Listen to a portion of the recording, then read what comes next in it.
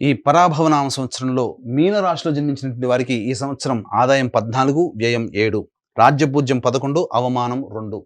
గమనించుకున్నట్లయితే రాశిలోనే శని సంచారం గత సంవత్సరం అనేటువంటిది ఇబ్బందికర పరిస్థితులుగా ఈ ఏలినాటి శని ప్రభావం ఎక్కువగా జన్మరాశిలోనే సంచారం చేస్తూ ఉన్నాడు. ఈ కారణం చేత ప్రతి పని యందు కూడాను అనాసక్తి, అంతేకాకుండా బద్ధకం ఎక్కువగా ఉండడము, చేస్తున్నటువంటి వృత్తి ఉద్యోగ వ్యాపారాల్లో కాస్త అడ్డంకులు అనేటువంటివి శని ప్రభావం కలుగుతాయి. ఇక్కడ వీక్షించేటువంటి ప్రేక్షకుల్లో శని ప్రభావం వలన సమస్యలను అనుకోకండి. ఇది గత జన్మలో చేసినటువంటి కర్మదోషం వలన ఈ జన్మల్లో కష్టాల రూపంలో మనం ఆ దోషాన్ని తొలగించుకుంటున్నాం. ఇక్కడ ప్రధానంగా మొక్కవోని ధైర్యము, ఆత్మవిశ్వాసంతో ముందడుగు వేస్తూ పట్టిన పట్టు సడవకుండా విడవకుండా చక్కగా ముందడుగు వేసినట్లయితే ఈ యొక్క శని ప్రభావంలో వచ్చేటువంటి దోషాలు కూడా తొలగిపోతాయి. కాకపోతే ప్రధానంగా ఈ యొక్క సంబంధించినటువంటి రాహు కూడా వ్యయస్థానంలో సంచారం చేస్తున్న డిసెంబర్ 5 వరకు. కాబట్టి శని అనుగ్రహం లేడు, రాహు కూడా అనుకూలంగా లేడు. ఈ కారణం చేత ప్రధానంగా కుటుంబంలో వస్తువులు, విలువైన ఆభరణాలు చోరికి గురవ్వడం, తద్వారా కొంత మానసికమైన ఆందోళనకు గురవ్వడం, ఇంట్లో కంటే కూడా ఎక్కువగా బయట ఉండాల్సినటువంటి పరిస్థితి రావడం అనేటువంటిది ఉంటుంది. అయితే ప్రధానంగా ఈ మే 31వ తారీఖు వరకు కూడాను గురువు ప్రధానంగా అర్ధాష్టమ స్థానంలో సంచారం చేస్తుండడం, ఇది కూడాను అనుకూలంగా ఉండదు. కాబట్టి ఈ సమయంలో చేస్తున్నటువంటి వృత్తి ఉద్యోగ వ్యాపారాల్లో కష్ట నష్టాలు అనేటువంటివి ఉంటాయి. ఇగోకి పోయి చాలా మటుకు సమస్యలు కొని తెచ్చుకోవాల్సినటువంటి పరిస్థితి వస్తుంది. కాబట్టి ఏతావాత ఈ యొక్క సంబంధించినటువంటి మీనరాశిలో జన్మించినటువంటి వారు ఎటువంటి నూతన ప్రయత్నాలు వృత్తి ఉద్యోగ వ్యాపార పరంగా మే 31వ తారీఖు లోపల చేసుకోకపోవడమే చాలా మేలనేటువంటి విషయాన్ని గమనించుకోవాలి. ఎప్పుడూ ఒకే విధంగా చెడు ఉండదు కదా. మంచి కూడా జూన్ 1వ తారీఖు నుంచి అక్టోబర్ 30 తారీఖులో వరకు ఈ గురువు కర్కాటక రాశిలో సంచారం చేస్తున్నటువంటి కారణం చేత మీకు చాలా మటుకు యోగమైనటువంటి స్థితి, అనగా అప్పటి వరకు కష్టాలు పడుతున్నటువంటిది ఇక మన జీవితం ఇంతే, ఇంకా దీనికి సంబంధించి ఇక మనకు అభివృద్ధి లేదు అనుకునేటువంటి సందర్భం నుంచి కాస్త చిగురాకులు చిగురిస్తున్నట్టుగా జీవితం మీద ఆసక్తి, ఆశ ఇవన్నీ కూడా గురువు కలగజేస్తాడు.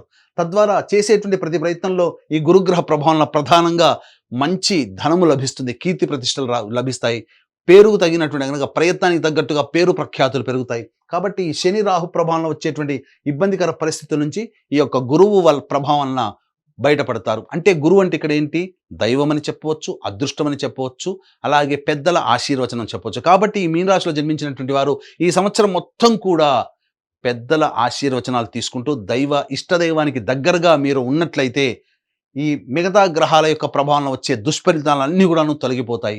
అంతేకాకుండా అక్టోబర్ 31 నుంచి జనవరి 24 వరకు సింహరాశిలో సంచారం చేస్తున్నటువంటి కారణం చేత మళ్ళీ మొదటికే వచ్చినట్టుగా మే 31వ తారీఖు వరకు కంటే కూడా ఇక్కడ ప్రధానంగా కొన్ని ఇబ్బందికర పరిస్థితులు, అంటే రాహు కేతుల మార్పు జరగనంత వరకు కూడా, అనగా అక్టోబర్ 31వ తారీఖు నుంచి డిసెంబర్ 5 వరకు రాహుకేతుల మార్పు ఉండదు. కాబట్టి ఈ సమయంలో సమస్త గ్రహాలు మీకు అనుకూలంగా లేని కారణం చేత కష్ట నష్టాలు, రుణ బాధలు ఎక్కువగా అవడము, ఈ సమయంలో మీరు ఎవరికైతే డబ్బులు అప్పగిస్తారో అవి మళ్ళీ తిరిగి మీకు రావు, చేస్తున్నటువంటి వృత్తి ఉద్యోగ వ్యాపారాల్లో కాస్త అనిశ్చితి, అలాగే ఎందుకు మనం చేస్తున్నాము దీని నుంచి బయటపడితే చాలు అన్నంతగా మీకు ఒత్తిడులు ఎక్కువగా ఉంటాయి, స్ట్రెస్ ఎక్కువగా ఉంటుంది. కాబట్టి దైవానుగ్రహంతో మీరు ఆ స్ట్రెస్ నుంచి మీరు బయటపడవచ్చు.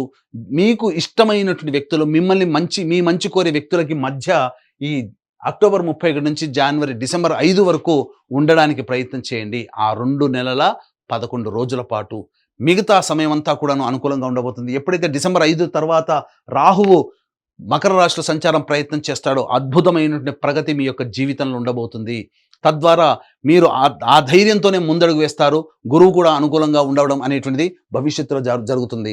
ఇక కేతువు కూడాను పంచమ స్థానంలో ఉన్నటువంటి కారణం చేత సాధారణమైనటువంటి ఫలితాలు డిసెంబర్ 5 నుంచి కేతు గ్రహ ప్రభావంలో కలుగుతాయి. కానీ జనవరి 24 నుంచి మళ్ళీ ఉగాది వరకు కర్కాటక రాశిలో గురు సంచార ప్రభావం వలన ప్రధానంగా అన్ని విధాలుగా యోగదాయకమైనటువంటి పరిస్థితి ఉంటుంది. కాబట్టి అక్టోబర్ 31 నుంచి జనవరి 24 అంటే 2 నెలల 27 రోజులు, అలాగే జూన్ 1వ తారీఖు నుంచి అక్టోబర్ 30 వరకు అంటే 5 నెలలు, మళ్ళీ జనవరి 24 నుంచి ఉగాది వరకు అనంటే దాదాపుగా 2 నెలల పాటు ఉండేటువంటి సమయం ఏదైతే ఉంటుందో, అనగా మొత్తం 7 నెలలు, అనగా ఒక గురువు మాత్రం మిమ్మల్ని అన్నిటిని కూడా ఈ యొక్క మీనరాశిని చాలా జాగ్రత్తగా కాపాడుకుని వస్తాడు. కాబట్టి 7 నెలల పాటు గురు అనుగ్రహం ఉంది అని అంటే 7 నెలలు మీకు దైవం అనుకూలంగా ఉండబోతుంది, పెద్దలు మీకు సహాయ సహకారాలు అందిస్తారు. కాబట్టి ఈ 2 వర్గాల వారిని మాత్రం ఎప్పుడు కూడా విస్మరించకండి. మీ జీవితంలో మీరు అది ప్రధాన భాగం అనేటువంటిది పెంపొందించుకునే ప్రయత్నం చేయండి. ఇక నిరుద్యోగస్తులు కనుక గమనించుకున్నట్లయితే నిరుద్యోగస్తులు ఎప్పుడు ప్రయత్నం చేస్తే ఉద్యోగం లభిస్తుంది. అలాగే ప్రధానంగా ఉన్న సంస్థలో పనిచేస్తున్నటువంటి వాళ్ళు వేరే సంస్థలకి మారాలంటే ఏ సమయంలో ప్రయత్నం చేయాలి. అలాగే కేంద్ర రాష్ట్ర ప్రభుత్వంలో ఉన్నటువంటి వాళ్ళకి ఎప్పుడు బదిలీలు కోరుకున్న చోటికి బదిలీలు అలాగే ప్రమోషన్స్ లభిస్తాయి. ముఖ్యంగా కేంద్ర రాష్ట్ర ప్రభుత్వాలకి పనిచేసేటువంటి కాంట్రాక్టర్లకి ఏ సమయంలో బిల్స్ ప్రజెంట్ చేస్తే మనకు పాస్ అయ్యి ధన ప్రవాహం వస్తుంది, కొత్త కాంట్రాక్టు చేజిక్కించుకుంటారు అనే విషయాన్ని కనుక గమనించుకున్నట్లయితే ప్రధానంగా 15 మే నుంచి 14 జూన్ మధ్య ఉన్నటువంటి కాలము, అలాగే 17 ఆగస్టు నుంచి 16 సెప్టెంబర్ మధ్య ఉన్నటువంటి కాలము, మరియు 13 జనవరి నుంచి అనగా 16 డిసెంబర్ నుంచి 12 ఫిబ్రవరి వరకు ఉన్నటువంటి కాలము చాలా అనుకూలమైన కాలం. ఈ సమయంలో మాత్రమే మీకు మంచి జరగబోతుంది.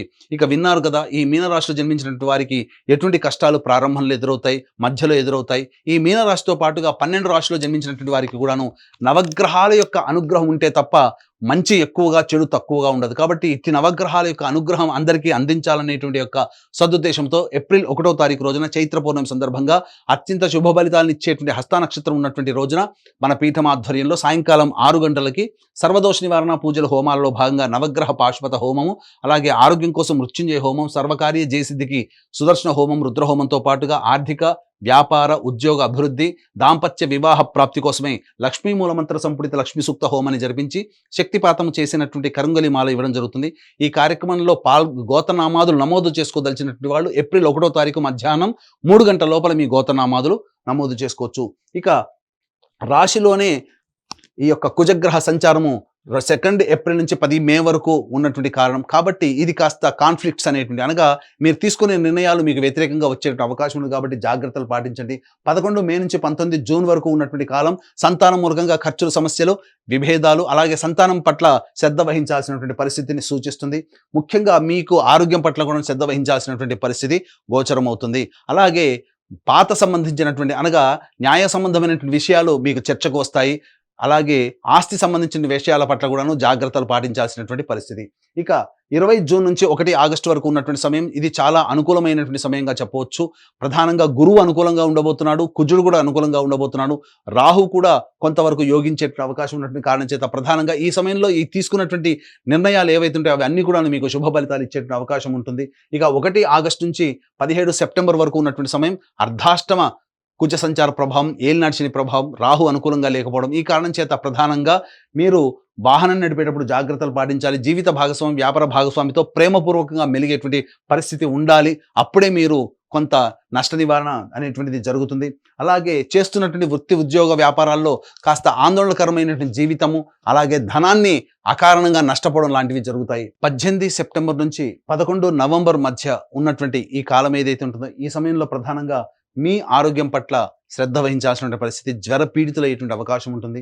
అంతేకాకుండా చేస్తున్నటువంటి వృత్తి, ఉద్యోగ, వ్యాపారాల్లో కాస్త ఆందోళన, అనిశ్చితి, అలాగే ప్రధానంగా ధన నష్టం జరిగేటువంటి అవకాశం గోచరమవుతుంది. కానీ విలువైనటువంటి 12 నవంబర్ నుంచి 8 మార్చి వరకు ఉన్నటువంటి కాలం ఏదైతే ఉంటుందో ఈ సమయంలో డిసెంబర్ 5 తర్వాత రాహుగ్రహ మార్పు ఉండడం, అలాగే జనవరి 24 తర్వాత మళ్ళీ సంబంధించినటువంటి జనవరి 24వ తారీఖు వరకు కూడాను ప్రధానంగా గురువు సంబంధించి ఈ సింహరాశిలోని సంచారం చేస్తుండడం, జనవరి 24 నుంచి ఉగాది వరకు గురువు అనుకూలంగా ఉండడం, మరియు డిసెంబర్ 5 తర్వాత రాహు అనుకూలంగా ఉండడం, కుజుడు కూడా 12 నవంబర్ నుంచి 8 మార్చి వరకు కూడాను అనుకూలంగా ఉండడం, ఈ కారణం చేత ఏలినాటి శని ప్రభావం లాంటి సంబంధించినటువంటి సమస్యల నుంచి బయటపడి ముఖ్యంగా అన్ని విధాలుగా యోగదాయకంగా ఉంటారు.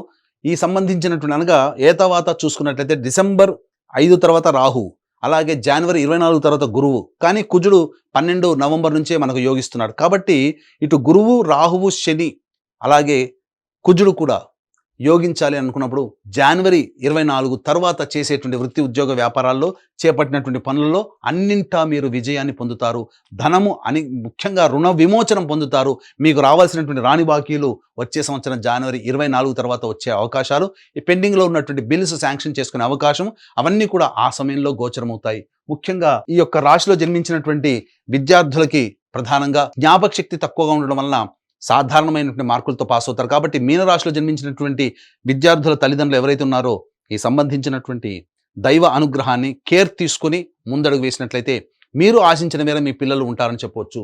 ఇక ప్రధానంగా గమనించుకున్నట్లయితే జూన్ 1వ తారీఖు నుంచి అక్టోబర్ 30 వరకు కర్కాటక రాశిలో జన్మించినటువంటి వారికి జూన్ 1వ తారీఖు నుంచి 30 వరకు కర్కాటక రాశిలో గురువు సంచారం చేస్తున్నటువంటి ఈ కారణం చేత మీన రాశిలో జన్మించినటువంటి వారికి ప్రధానంగా విదేశీ యానము, విదేశీ విద్య ఇవన్నీ కూడాను సంప్రాప్తమవుతాయి. తద్వారా కోరుకున్న యూనివర్సిటీలో మీకు ప్రవేశం లభిస్తుంది. ఇక అక్టోబర్ 31 నుంచి జనవరి 24వ తారీఖు వరకు ఉన్నటువంటి సమయము, అలాగే మే 31వ తారీఖు వరకు ఉన్నటువంటి సమయం ఏదైతే ఉంటుందో ప్రధానంగా ఈ సమయం అనుకూలంగా లేని కారణం చేత కాస్త కష్ట నష్టాలు ఎదుర్కొనే అవకాశం ఉంటుంది. జూన్ 1 నుంచి అక్టోబర్ 30 వరకు వీసా శాంక్షన్ అవ్వడం కానీ, ఉన్న ప్రాజెక్ట్ మళ్ళీ రెన్యువల్స్ జరగడం కానీ, కొత్త ఉద్యోగంలో లభించడం కానీ విదేశాల్లో ఉన్నటువంటి వాళ్ళకి జరుగుతాయని చెప్పొచ్చు.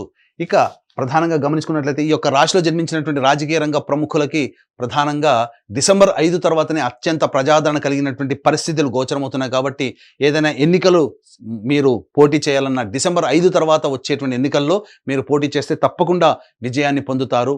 ఏదైనా కానీ నామినేటెడ్ పోస్ట్ కావాలనుకున్నట్టయితే ప్రధానంగా వచ్చే సంవత్సరం సంక్రాంతి తర్వాత పార్టీ పెద్దలతో సమావేశమై నిర్ణయం తీసుకుంటే మీకు విజయం మీ మాట విని మీకు మంచి పదవిని కట్టబెడతారని చెప్పొచ్చు. ఈ యొక్క రాశిలో జన్మించినటువంటి ప్రధానంగా ఈ సంబంధించినటువంటి ఈ విద్యార్థులకి సంబంధించి కళారంగంలో ఉన్నటువంటి వాళ్ళు, అలాగే 24 ఫ్రేమ్స్ మరియు ఎలక్ట్రానిక్ అండ్ ప్రింటింగ్ మీడియా, అలాగే ఈ సోషల్ మీడియా రంగంలో ఉన్నటువంటి వాళ్ళకి సాధారణమైనటువంటి ఫలితాల కంటే ఎక్కువగా శుభ ఫలితాలు పొందుతారు. నూతన నటీనటులకు మాత్రం అవకాశాలు తక్కువగా గోచరమయ్యేటువంటి అవకాశం ఉంటుంది.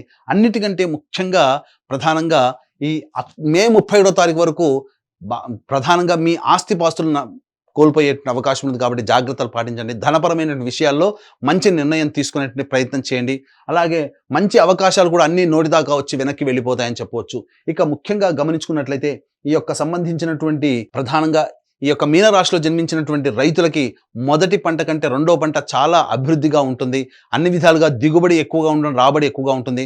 కౌలుదారులు రుణ విముక్తులు అవుతారు. ఈ యొక్క సంబంధించినటువంటి రైతులకి ఇంట్లో శుభకార్యాలు జరిగేటువంటి అవకాశము గోచరమవుతుంది. ఇక ప్రధానంగా డిసెంబర్ 5 తర్వాత ఈ రాశిలో జన్మించినటువంటి క్రీడాకారులకి ప్రోత్సాహకాలు లభించి అన్ని విధాలుగా మీరు అనుకున్నటువంటి విధంగా మీరు మంచి స్థాయిలోకి ఉంటారు. అలాగే డిసెంబర్ 5 వరకు కష్టపడక తప్పదు. డిసెంబర్ 5 తర్వాత మీ చేసేటువంటి ప్రయత్నం వలన మీ ప్రతిభకు తగ్గ పట్టం మీకు లభిస్తుంది. తద్వారా మీ యొక్క టీంలలో ఒక మంచి మెంబర్గా మీరు స్థిరపడతారని చెప్పవచ్చు. ముఖ్యంగా ఈ రాశిలో జన్మించినటువంటి స్త్రీలకి మీ మాటకి తిరుగుండదు. కోల్పోయినటువంటి జీవిత భాగస్వామి ప్రేమ ఆప్యాయతను తిరిగి పొందగలుగుతారు. కుటుంబంలో గౌరవ మర్యాదలకి లోటుండదు. సంఘంలో కీర్తి ప్రతిష్టలు పెరుగుతాయి. కాకపోతే ధన నష్టం ఎక్కువగా జరగబోతుంది. అలాగే మీ వస్తువులు డిసెంబర్ 5వ తారీఖు వరకు వ్యయ రాహు ప్రభావం వలన వస్తువులు దొంగతనానికి అయ్యే అవకాశం ఉంది. కాబట్టి జాగ్రత్త కాపాడుకోండి. అలాగే ముఖ్యంగా ఎదుటి వారితో వ్యవహరించేటప్పుడు ప్రేమ ఆప్యాయతలో ఈ సంవత్సరం అంతా వ్యవహరించండి. ఎవరిని కూడాను తక్కువగా అంచనా వేయకండి. ఈ రాశిలో జన్మించినటువంటి స్త్రీలు ప్రధానంగా ఎవరిని తక్కువ అంచనా ఇస్తారో వాళ్ళే మళ్ళీ మీకు తిరిగి ఇబ్బంది పెట్టేటువంటి అవకాశం ఉంటుంది. మీ యొక్క అభివృద్ధిని, మీ యొక్క మంచితనాన్ని చూసి ఓర్వలేనటువంటి వాళ్ళు మీకు వెనక గోతులు తవ్వే అవకాశాలు ఎక్కువగా ఉంటాయి. కాబట్టి వాళ్ళ పట్ల ఒక ఇంత శ్రద్ధ వహించండి. ఏతావాత ఈ యొక్క రాశిలో జన్మించినటువంటి వారికి అన్ని విధాలుగా బాగుంటుంది. స్థిర చిరాస్తులు అనేటువంటివి సొంతం చేసుకుంటారు. ముఖ్యంగా ఈ రాశిలో జన్మించినటువంటి వారికి ప్రధానంగా జనవరి 24 తర్వాత మీకు సొంత ఇంటి కల నెరవేరేటువంటి అవకాశము గోచరమవుతుంది. ఈ రాశిలో జన్మించినటువంటి వాళ్ళకి ప్రధానంగా జూన్ 1వ తారీఖు నుంచి అక్టోబర్ 30 మధ్య కాలంలో వివాహం కావాల్సినటువంటి స్త్రీ పురుషులకి వివాహం నిశ్చయమయ్యేటువంటి అవకాశము ఎక్కువగా గోచరమవుతుందని చెప్పొచ్చు.